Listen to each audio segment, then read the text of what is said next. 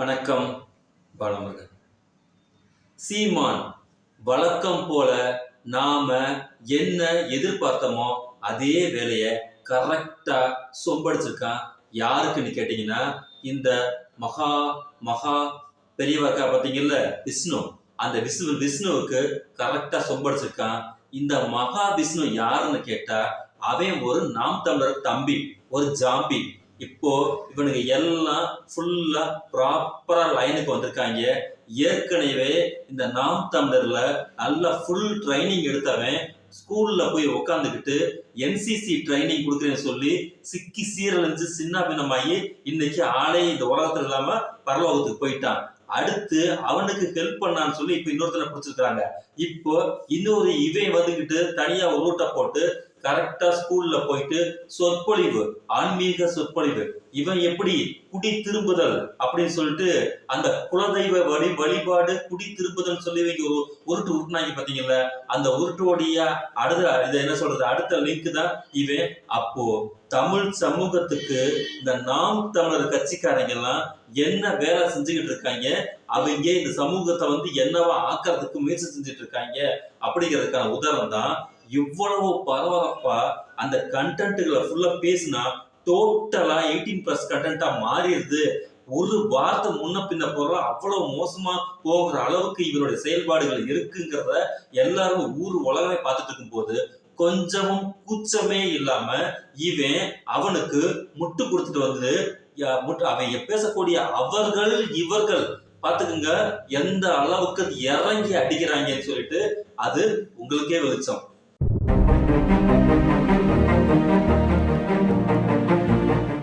தெரியலன்னு என்ன பண்ணியிருப்பீங்க? அது தொடர்ந்து தான் இருந்திருக்கும். அது ஏன் அவரை சரி விஷ்ணு மகாவிஷ்ணு அவர்களை வானு மகாவிஷ்ணு அவர்களை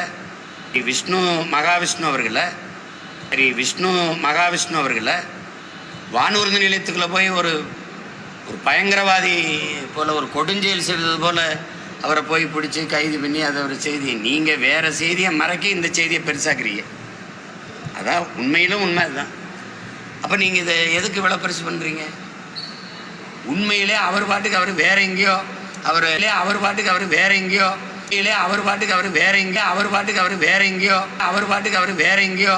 அவர் ஆன்மீக சொற்பொழிவோ வழிபாடோ யோகா பயிற்சியோ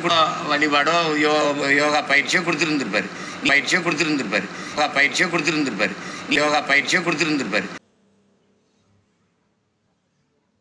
அதாவது இந்த தமிழ் சமூகத்துல நான் கடவுள், நானே கடவுள் அப்படின்னு சொல்லிட்டு ஏகப்பட்ட பேரு ஏகப்பட்ட கும்பல் அலைஞ்சிருக்காங்க. இந்த ஒட்டுமொத்த கும்பலுக்கும் சூத்திரதாரி மூலதாரி யாருன்னு கேட்டீங்கன்னா இந்த பார்ப்பன கும்பல்கள் தான். அவங்க தான் முதல்ல ஆரியர்கள் வருகையும் திராவிடர்கள் வீழ்ச்சிங்கிற மாதிரி இங்க இருக்கக்கூடிய திராவிடர்கள்லாம் ஆரம்ப காலகட்டத்துல இடிய பார்த்து பயந்தான், சூரியனை பார்த்து பயந்தான், மழையை பார்த்து பயந்தான். இவன் கையெடுத்து தன்னை எறியாம ஒரு நம்பிக்கை நடிப்பில் கும்பிடும் போது இடி படாரண மறைஞ்சு போகும்போது அப்ப என்ன பண்றான்னா கையெடுத்து கும்பிட்டோம்னா இடி போயிரும் அப்படின்னு சொல்லிட்டு இயற்கையை வழிபட்டு கொண்டிருக்கக்கூடிய மகா வீரர்களாக இருந்த இந்த திராவிட கூட்டத்தை பெருங்கூட்டத்தை ஆடு மாடுகளை ஓட்டிட்டு உள்ள பார்க்கும்போது சூதியின் அடிப்படையில் பஞ்சத்தின் அடிப்படையில இவங்களை ஃபுல்லா நம்ம ஆக்க ஒட்டு மொத்தமா காலி பண்ணணும்னு சொல்லிட்டு நான் தான் கடவுள் அப்படின்னு சொல்லிட்டு ஒரு தியரிய இங்க நமக்கு ஃபாலோ பண்ணி அந்த தியரி இன்னைக்கு என்னவா நிக்குன்னா ஹிந்துத்துவாவா நிக்குது. அப்போ இவனுடைய மூல சரக்கு என்னன்னு கேட்டீங்கன்னா நான் தான் கடவுள் அப்படிங்கிற முக்கியமான இது.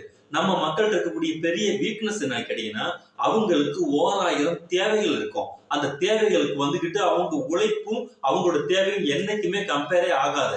கம்பேர் ஆகும்போது என்ன ஆயிடுச்சு கேட்டீங்கன்னா அவ தண்ணீர் உண்டாயிரும். அப்போ அவங்களுக்கு தண்ணீர் உண்டாகாத போது குறுக்கு வழியில உனது பிரச்சனைகள் அனைத்துக்குமே நான் உனக்கு தீர்த்து வைக்கிறேன், உன் பிரச்சனைகளை தீர்த்து வைக்கிறேன்னு சொல்லி ஒருத்தன் அவங்களுடைய மண்டைய கழுவக்கூடிய வேலையை மிக தெளிவாக மனோவசியத்தின் மூலமாக ஒவ்வொரு மனிதனுக்குள்ளேயுமே இருக்கக்கூடிய வசியத்தன்மைன்னு ஒரு செக்டர் இருக்கு. அது சைக்காலஜில ஒரு தனி ஒரு சாப்டராகவே இருக்கும்.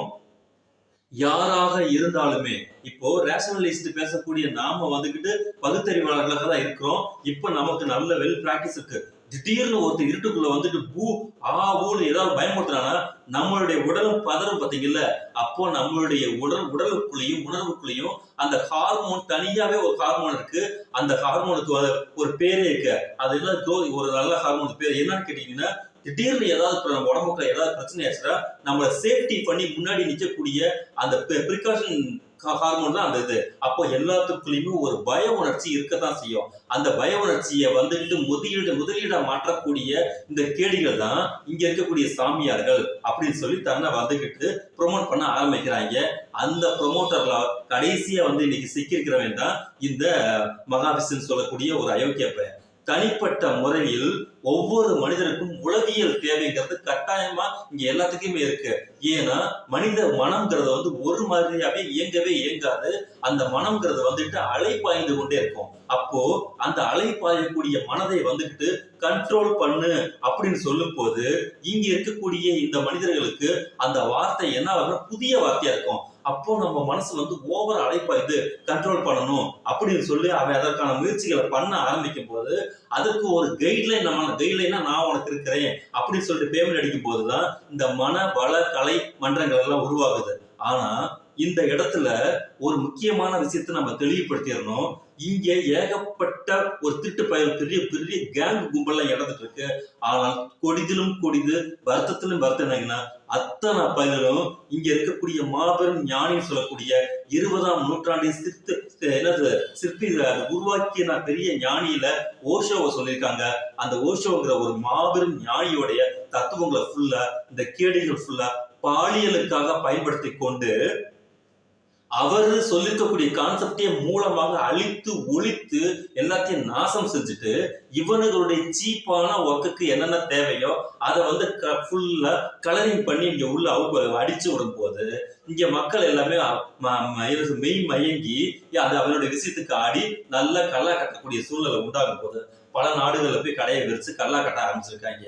ஆனா இங்க இருக்கக்கூடிய முக்கியமான பிரச்சனை எல்லாருமே பேசக்கூடிய அந்த டாபிக் எதுன்னு கேட்டீங்கன்னா ஓஷோவோடைய டாபிக் தான் எடுத்து பேசிட்டு இருக்காங்க. கொடுமையான விஷயம் ஓஷோ முழுமையாக வசிக்கப்படணும்.